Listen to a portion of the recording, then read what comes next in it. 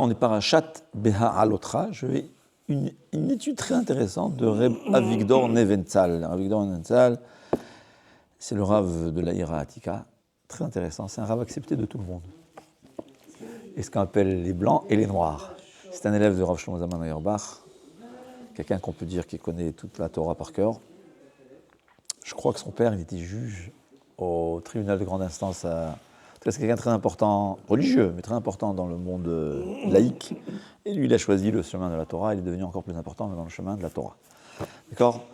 Alors, la Gemara nous dit Beha Alotra et Anotra. Alors, dit très intéressant. C'est écrit au fait que dans le Beth Amikdash, il y avait le Shulchan, la Menorah. La Menorah, c'était dans le candélabre dans lequel il fallait allumer la lumière. Il y avait la table sur laquelle il y avait les 12 pains. Comment on dit en français le Lechem Apanim ? Il y a un nom. Il y a un nom en français, j'ai oublié. Les pains de proposition. Les pains de proposition. C'est la proposition. On propose Hachem, je pense. Je sais pas si c'est ça. Et il y avait la Kétoret. Ouais. La Kétoret, le Misbeach à Kétoret, il dit, c'est quoi ? La Menorah, et ça c'est connu, c'est expliqué partout, c'est par Parashat Shavua aussi, le Ramban en Parashat Shavua, c'est la source de la Torah, de la Chochma. C'est-à-dire, grâce à cette mitzvah de l'illumination du candélabre, il y avait l'abondance de Torah et de Chochma dans le monde. Ouais. D'ailleurs, aujourd'hui, on est tous, grâce à la Menorah, des Hashmonaïm, c'est ce que nos sages nous enseignent. Ouais. Boker Tov. C'est normal que pendant la nuit, la synagogue et le couloir là sont restés allumés. C'est la minuterie de Shavuot qui n'a pas été coupée, c'est tout. Ok, super. Moi aussi, je me suis posé la question, c'est ce que...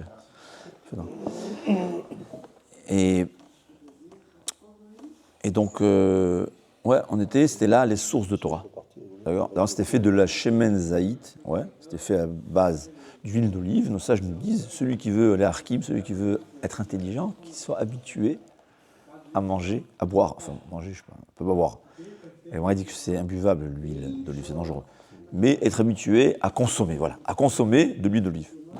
On a dit, c'est pour ça Shevet Asher, la tribu de Asher dans laquelle il y avait la production d'huile d'olive, comme la Gemara raconte dans Masechet Menachot, l'abondance d'huile d'olive, c'était le Shevet, la tribu intelligent.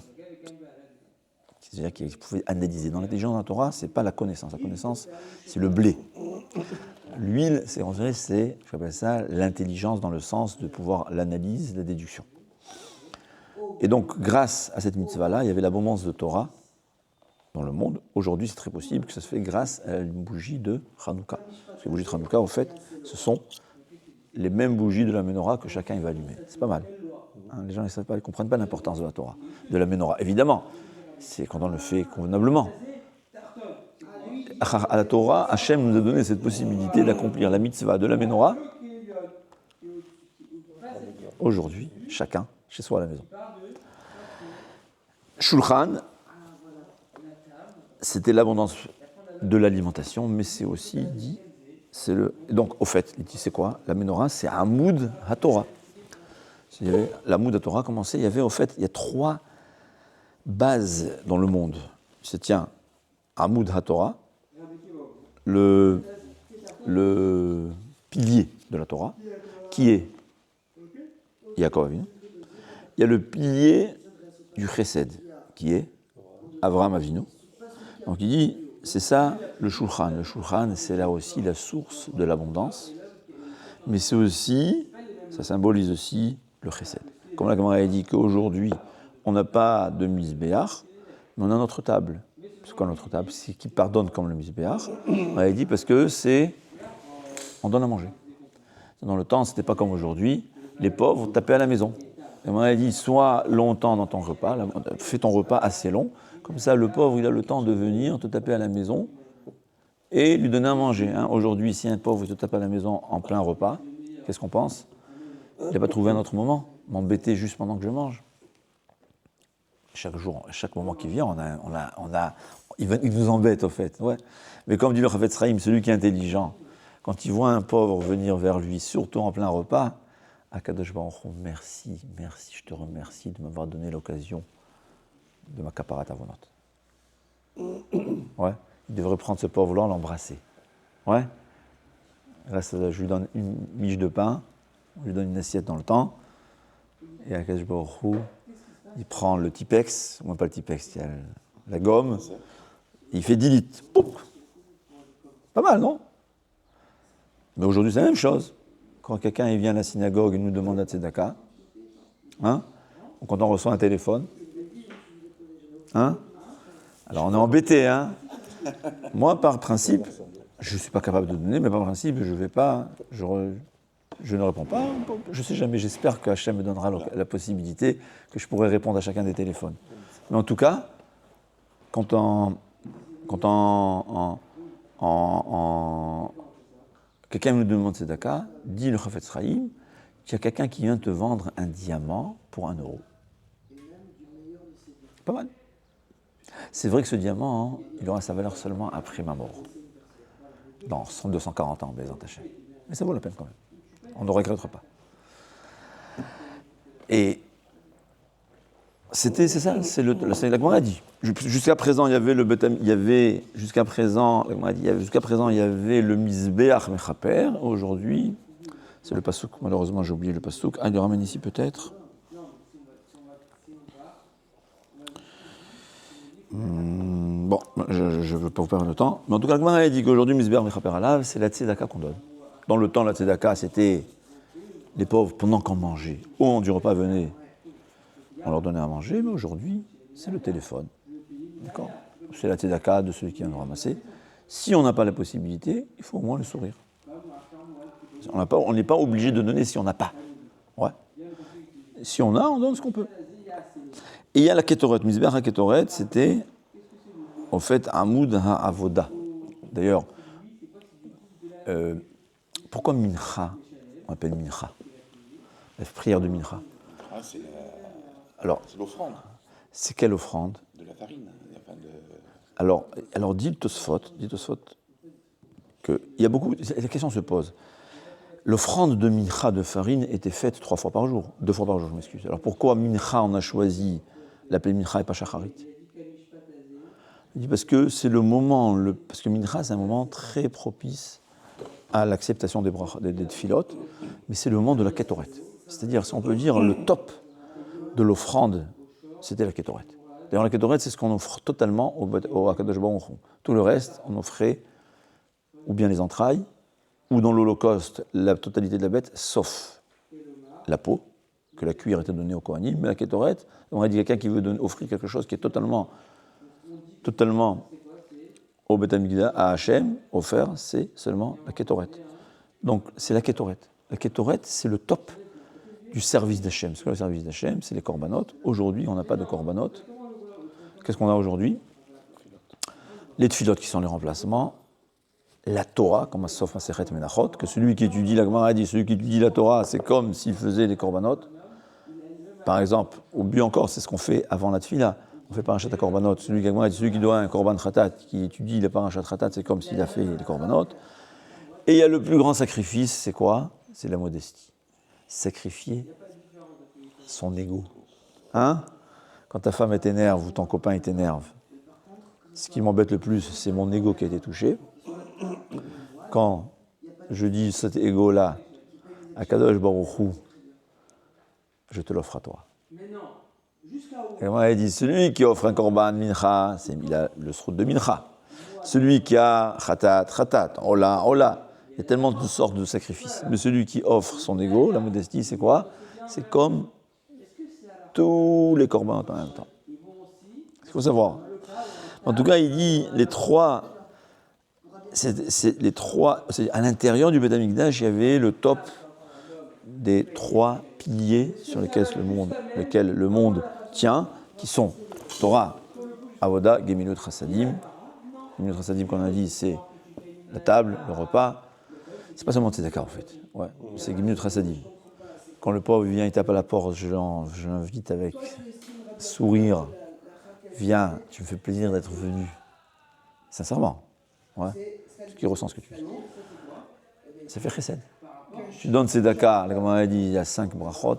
J'espère que je ne me trompe pas dans le nom des brachot, mais tu le sourire. Le sourire au pauvre, c'est quoi? C'est 11 brachot. Ouais. La tzedaka que tu lui as donnée, ça lui a servi pour maintenant. Le sourire que tu lui as fait, ça lui sert pour tout le temps. y a des gens qui se souviennent du sourire 20 ans après.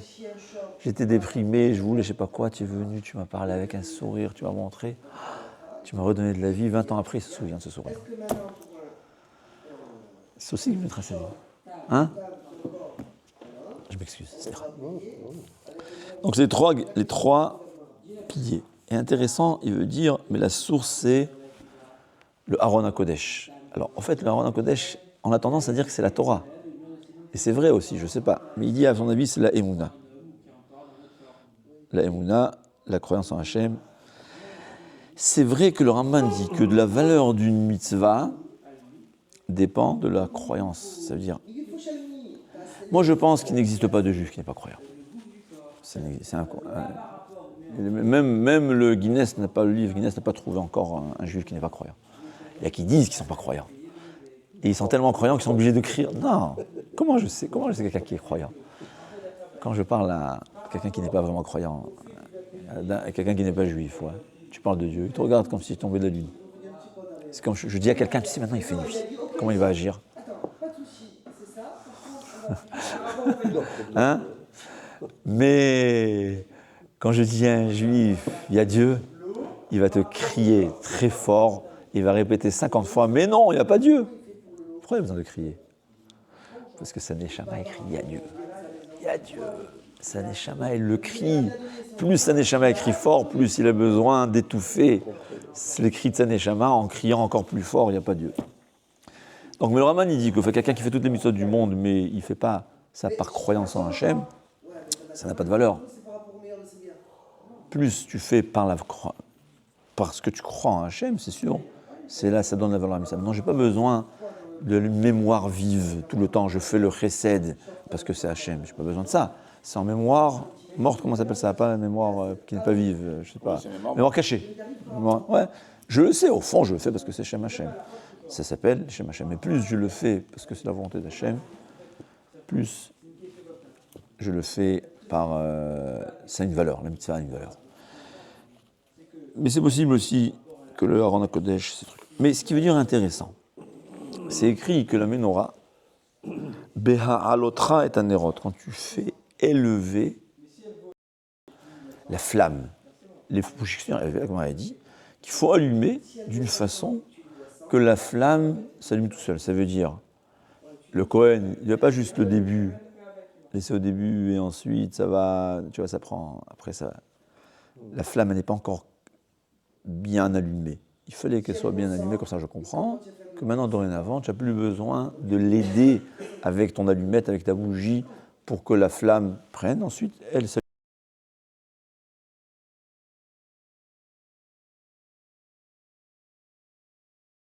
C'est important à savoir. Ça insinue comment enseigner aux élèves. Tu dois enseigner un élève au point où ton élève devient indépendant dans sa compréhension de la Torah, sa compréhension du service d'Hachem, sa compréhension de la Torah et des mitzvot. Un élève, alors il y aura toujours des questions. Ça peut arriver. On peut avoir 50 ans et poser des questions à quelqu'un de 70 ans, ça n'a rien à voir. Mais un élève qu'à chaque chose en Torah, je ne dis pas, il y a toujours des domaines qui sont au-delà de notre compréhension. Mais en général, comment comprendre une Gemara? Ouais. Je ne veux pas un élève qu'à chaque fois il vienne chez moi écouter mes cours toute sa vie. Je veux quelqu'un que je veux former, que lui-même, il pourra comprendre tout seul la Gemara, dans la profondeur à laquelle je viens prendre. Quand je parle d'étudier la Gemara, ce n'est pas traduire la Gemara. Traduire la Gemara, ça s'appelle, c'est une mitzvah, c'est l'étude de la Torah, mais ce n'est pas de ça qu'on parle. Ouais. C'est la comprendre en profondeur. Tiens, un rave, c'est dire après Shmuel Levit, il dit, celui que toute sa journée, mon rave a dit, ce n'est pas un élève. Un élève, c'est quelqu'un qui pourra dire de soi-même, mais quand quelqu'un t'écoute, celui-là, c'est un élève de tel rave. Il parle comme son rave. Il réfléchit comme son rave. C'est-à-dire, il est indépendant de sa réflexion. Ouais. Dans les sectes, et ça c'est une preuve des sectes, on t'interdit de réfléchir. Il y a malheureusement dans le peuple juif aussi certaines sectes. Ouais. On est tous... Alors, il se trouve les prétextes qu'il veulent se trouver, peu importe, je vous dis ce que d'autres sages nous enseignent, et peut-être qu'il y en a qui te diront j'ai tort, mais à chacun de choisir son rave. Je suis l'élève de tel rave, Mais je ne le répète pas comme un perroquet. Je l'ai compris, je sais développer, je sais le faire. Évidemment, il faut avoir pendant longtemps été un élève correct, un élève qui ne sait pas. C'est-à-dire, il y a toujours ceux qui sont. Il y a toujours l'opposé, ouais. Je réfléchis moi-même. C'est moi. J'ai utilisé tel rabbanim et tel rabbanim pour être moi-même. C'est pas ça. Je veux être exactement comme un rave. J'ai tout fait pour suivre mon rave. J'ai tout fait. Je l'ai suivi à la lettre. Mon but était seulement d'être ce que mon rave est. Mais malgré tout, comme on est différent, je vais suivre son chemin, mais je ne veux pas être lui. C'est pas possible. Parce que moi, c'est pas lui. J'ai le chemin, mais la même graine, ouais, même des frères jumeaux, ils sont différents. Mais ça a été planté par la même graine, par le même père. Mais c'est des frères différents. Ça n'a rien à voir. C'est la même chose. Un élève, c'est quelqu'un qui apprend de son rave, ou un rave, c'est quelqu'un qui enseigne à son élève, être indépendant. Ça va être sûrement dans le chemin de son rave. Mais c'est pas répéter être perroquet. C'est pas un rave, c'est pas pour apprendre à ne pas réfléchir. C'est pour apprendre à réfléchir. Mieux encore, comme on a dit, dans le temps, il n'y a pas de livre écrit. Donc il y avait un rave qui t'enseignait ce qui était la base, l'écrit, comme on dit la Gemara. Et après ça, il y avait les rabbanim qui t'enseignaient aussi la réflexion, la façon de réfléchir, la façon de développer. On m'a dit, il vaut mieux, tu seras comme un arbre qui a été chatoul, c'est, comment on dit en français, quand tu prends une plante, tu la déterres pour la replanter dans un autre endroit. Il y a un mot. Il y a... Non, j'ai oublié. Alors, il dit, c'est quoi chatoul? C'est pas planter. Il dit, pour la connaissance, prends un seul rave. Parce que si tu prends deux rabbanim, tu vas te troubler. Il y avait des fois des versions différentes. On voit dans la Gemara qu'il y a plusieurs versions, surtout. Il y a plusieurs versions. Donc si les versions, je prends de plusieurs rabbanim, je vais être troublé. Mais la logique, la façon de réfléchir, la façon d'analyse, soit chatoul, c'est quoi chatoul? Tu apprends chez un rave, et chez un autre, et chez un autre, et chez un autre. Tu apprends toutes les façons de réfléchir. Et après, toi, tu vas t'adapter. Alors c'est possible que tu as ton rave principal qui va être la principale façon de réfléchir, mais tu vas être repiqué, retouché par d'autres rabbanim aussi, tu auras ta propre possibilité.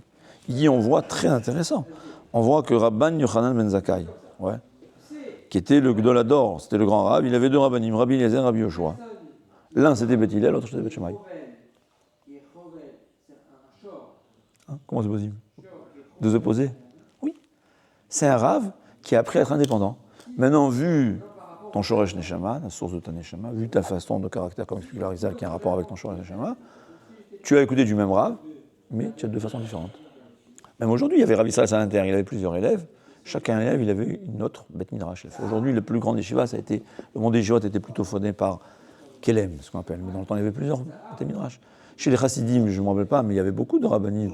Ils avaient, je crois, le Maguid, il avait plusieurs rabbanim, mais chacun de ses élèves, il avait une autre façon d'étudier la Torah. Chacun disait que l'autre, il a tort.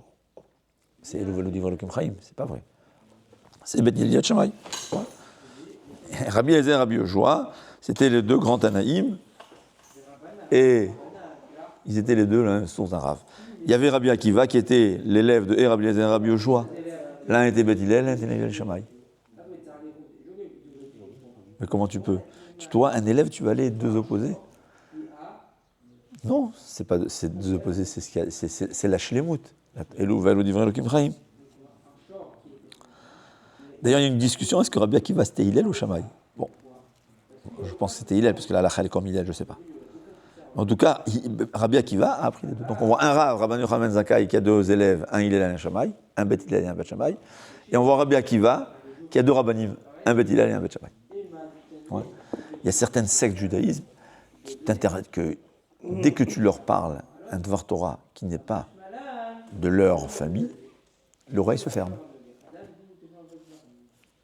Alors, tu peux être sûr qu'ils sont une erreur. Ouais. Le judaïsme, il est fait de tout. Nous, dans le yeshiva, nous avons de tout. Même si on n'est pas d'accord avec Rabat, on va apprendre Rabat. Même si on n'est pas d'accord avec Breslev, on va étudier Breslev. Parce qu'il y a beaucoup de vrai dans tout. Le faux, c'est quand il y a seulement Breslev ou seulement Chabad. C'est ça l'erreur. Mais il y a de vrai dans tout.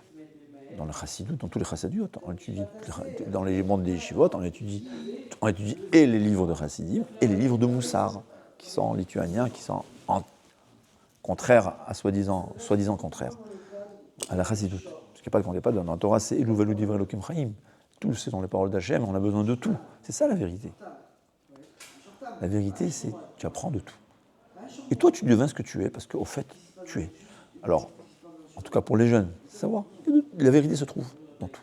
Tout ce qui est les paroles d'Hachem. Tous, Elu Velu Divrei Elokim Chaim. Même quand il y a deux, tu vois, un, il te dit Hillel voulait tuer Shammai, et Shammai voulait tuer Hillel. Tuer, entre guillemets. Hein. Bien qu'il y avait des guerres, hein. On voit des descriptions que tu te dis, hein, si tu n'aimes pas, s'il n'y a pas de muscle, c'est un problème, on dirait. Parce que malheureusement, mais c'est pas ce qu'il faut, c'est ce qu'on a dit. Michel Rabou a tellement dit qu'une fois que les élèves n'étudient pas suffisamment sérieux, c'est là que ça a commencé la marloquette. Alors, il y a eu des déraillements, on voit dans la Gemara. Alors, c'est pas des choses qu'on va mettre, parce que c'est un déraillement, c'est pas la vérité, mais c'est naturel. Mais Elu Velu Divrei Elokim Chaim. Même deux avis totalement contraires, ils sont quand même, les deux, ça a été les paroles d'Hachem. L'intelligence, c'est étudier de tout le monde. Il a son chemin principal. Et je dis toujours, le plus important, c'est Amoud Torah. C'est la base, c'est vrai. Il y avait Amoud Chesed, et il y avait Amoud Avoda.